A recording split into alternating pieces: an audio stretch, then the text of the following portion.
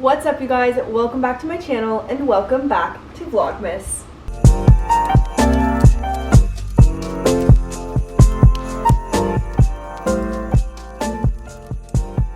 I already filmed an intro for this video, so I'm just gonna start that here. Today's video, I thought I would do a little how to do a gel mani at home. I hope I can fully get across what I'm trying to with this video because I want to share my experience with doing my own gel manicures.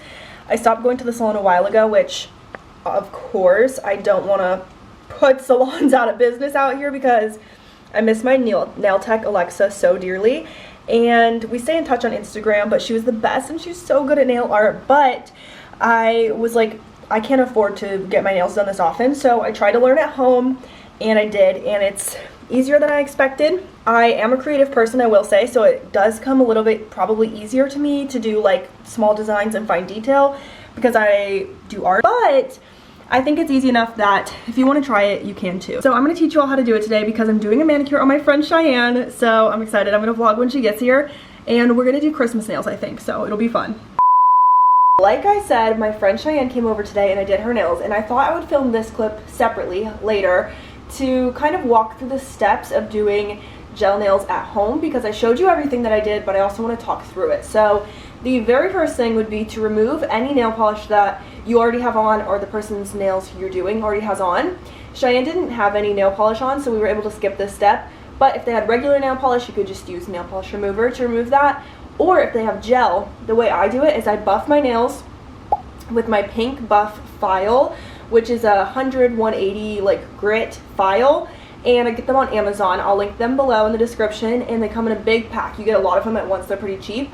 So I buff the nails with the more like coarse side of the buffer, and I do every single one, and then I soak a cotton ball in acetone. Specifically, it needs to be acetone for gel, and then I put it over top the nail, and then you can either wrap your nail like in foil. Sometimes I used to use kitchen foil, or I now have these reusable, they're like little silicone nubs that slip over your fingertips, and you can use them over and over like every time, so it's a little bit more sustainable. And you're going to put that on there for like around 10 minutes, and then when you take it off, that nail polish should just scrape right away. If it's not easy to scrape, put the little cap back on and let it soak a little longer. So that's how I remove gel. So step 2 is to kind of clean up your nails. So like I said, you got to scrape that nail polish off. If it's not coming off, soak it a little longer, move to the next one until you get all the nail polish off all of your nails. Then the next part, like I said, clean everything up. So here what you're going to do is cut and shape your nails. So if you want to trim them, you trim them down with nail clippers, shape them. So for Cheyenne, she want to keep her regular shape because her nails are relatively short. So she want to keep her regular shape while just rounding the edges, so I went ahead and did that. Personally, I like an almond or like a little bit of a pointier shape, so that's what I do. But with the nail file or the buff, you can just kind of shape the nail exactly how you want it to look, and you do that on all 10. I wonder if I changed my number, would you want to know? Then after that, I go to the cuticles. So what I used in this is a little Sally Hansen cuticle remover gel. It's like a little gel. You put 1 drop on each bed of your nail, and that helps soften your cuticle so that you can take a little tool and just push it back and pull it off really easily without like cutting yourself, making yourself bleed, because it makes the cuticle very, very soft instead of just like going in there dry. Hopefully that makes sense and doesn't sound too gross, but that's the key for cuticle removal, at least for me. And then I also have little pliers, which you'll see in the video, and those help with cutting your cuticle because it's just dead skin. So once you push it down, you can cut it with those and you don't feel it at all.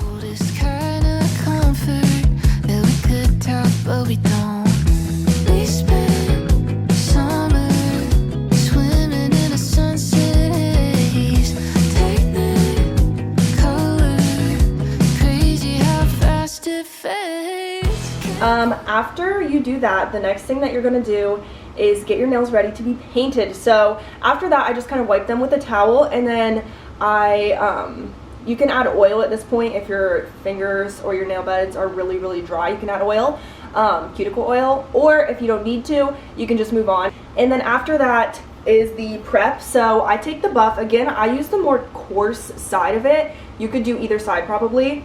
But then I just buff every nail again. Just like I was saying, if you would remove gel, you'd buff each nail. That makes it just a little bit rough, and it kind of helps your nail hold on to that gel. So think about it as if your nail's really clean, really smooth, no bumps at all, the gel will just sit on there, and if one little piece starts to peel, the whole thing's gone because it's not adhering to your nail. So buffing them out helps add just a little bit of roughness and a little something for the gel to grab onto. You don't want to go crazy here, not at all. You don't want to destroy your nail, but just buff them a bit, and that will help the gel stick really well.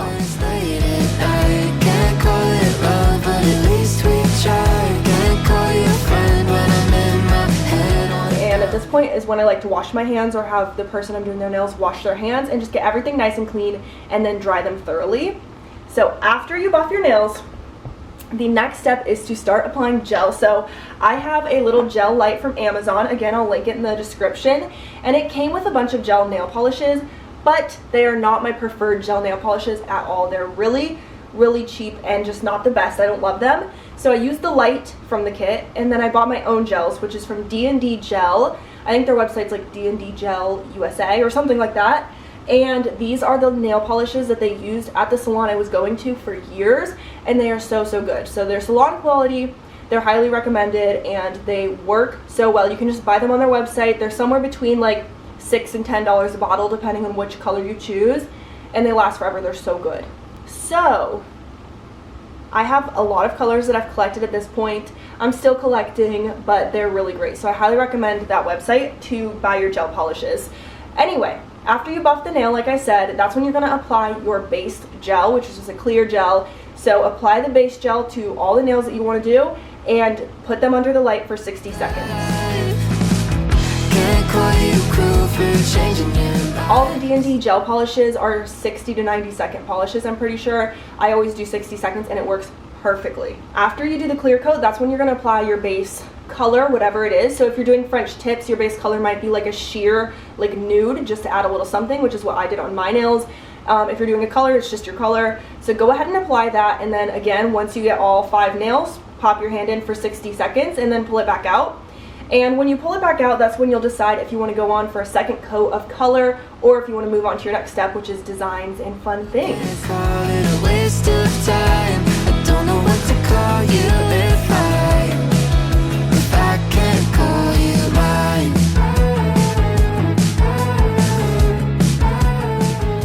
So for this video, I did Shaiann's nails, and Shaiann asked for a bright green, like Christmassy colored green with chrome, and then a bow on her ring fingers, kind of like I have on mine. I hope you guys can see this when I'm holding my nails up, but that's what she wanted, so that's what I'm going to tell you guys how to do today. If you didn't want to do chrome, or you just want to go for a design, again, like my nails right now, after you take out your nails from the 60 seconds of curing your color, your main color, or your base, that's when you can go ahead and start adding a design. So you can do a little bow using a small brush or something of that sort, and then you can put it back in for 60 seconds. Very basic, and you just layer it up over and over to do really cool designs. Super easy and fun. For chrome though, it's a little bit different. So after we got Shaiann's color to where we wanted it to be, that's when we started to get into chrome. So what I did for that is I used top coat, and I only partially cured it. So I went ahead and put top coat on all 5 of her nails, and then I had her put them in the machine, but this time I only cured it for 30 seconds, so it would still be a little sticky and tacky. It doesn't feel super sticky to the touch, but it's not fully cured. So after 30 seconds, I had her remove her hand, and that's when we put on the chrome powder. Again, the chrome powder is from Amazon. Everything I've gotten pretty much is from Amazon aside from the gel itself, and it's worked really well. My brushes are from Amazon, everything. So I'll link them again in the description. They'll all be my commission links, so if you want to use them, I will get commission, just to put that out there. But the chrome powder is beautiful. So after the 30-second cure of the top coat, I went ahead and brushed the chrome on every single nail, and we put that back in for 30 seconds. Don't touch it, don't put any more top coat, don't put any gel, just the cured gel for 30 seconds, the chrome powder, and then put it back in for 30 seconds. So that first gel can finish curing. Hopefully that makes sense. Is it miscommunication? Silence in between. One more awkward conversation where we don't say what we mean. We've been distant, waiting on the ice to break. Can we fix this if we get out of our you were done, you would just do a full round of top coat and put them back in, and then you have chrome nails.